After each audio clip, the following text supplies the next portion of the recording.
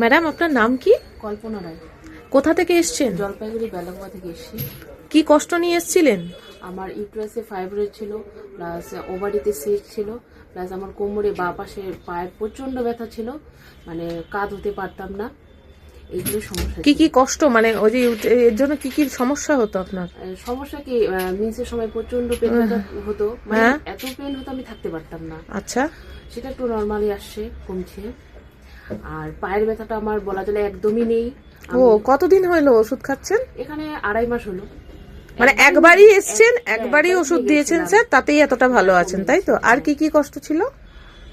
আর তো অন্য কিছু কষ্ট ছিল না, শুধু পেন ছিল, মানে ওগুলো সব কমে গেছে, তাই তো? না, পেনটা একটু আছে, একদম পুরোপুরি পায়ের ব্যথাটা কমেছে? পায়ের ব্যথাটা পুরোপুরি কমে গেছে। আচ্ছা স্যার, এবার আপনি বলুন। এটা পেশেন্টের নাম কল্পনা রায়। সব থেকে বড় কথা, যে রোগে উনি ভুগছিলেন সেই তুলনায় বয়স অনেক কম। আমি I am very much pleased, আমি খুব আনন্দ পাচ্ছি। কেন?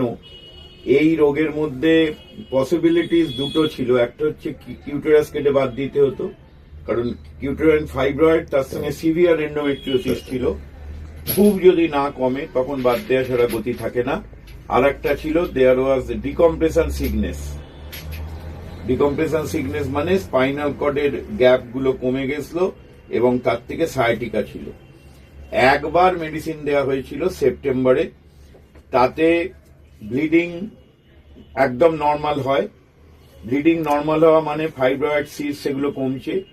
এবং একটা অসুবিধে ছিল, কানিজিনেস ছিল, একটা ক্যাবটসনের সাইড এফেক্ট ছিল।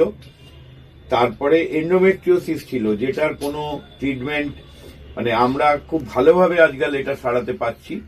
এবং এইসব ক্ষেত্রে অনেক দিন ধরে খুব বাড়াবাড়ি হয়ে গেলে আমরা দেখেছি হিস্টেক্টমি করতে হয়, কিউটেরাস কেটে বাদ দিতে হয়, অথবা পিরিয়ড বন্ধ রাখা হয় যাতে পেনটা না হয়।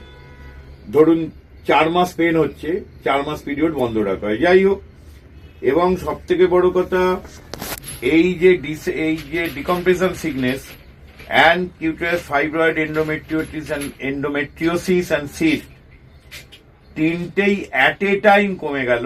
তার মধ্যে এন্ডোমেট্রিওসিস একটু আছে, কিন্তু ডিকম্প্রেশন সিকনেস যেটা ছিল অভাবনীয়। এটা কোনো পেন কিলার নয়, মানে একটা মেডিসিনে আমরা যদি ঠিকঠাক দিতে পারি এখনো পর্যন্ত, দিস ইজ মিরাকল। এটা ফিউচার প্রজন্ম কিছুটা জানুক, শিখুক। এবং আমরা মেডিসিন ছিল অ্যালুমিনা গ্রুপ, এবং সেই মেডিসিনেই কিন্তু সমস্ত কিছু কভার হয়ে গেল। আর রুগীকে কয়েকবার আসতে হবে, কারণ এই রোগে একটু বেশি দিন মেডিসিন খেতে হবে, তারপর যদি ভালো থাকে আর আসতে হবে না। Thank you.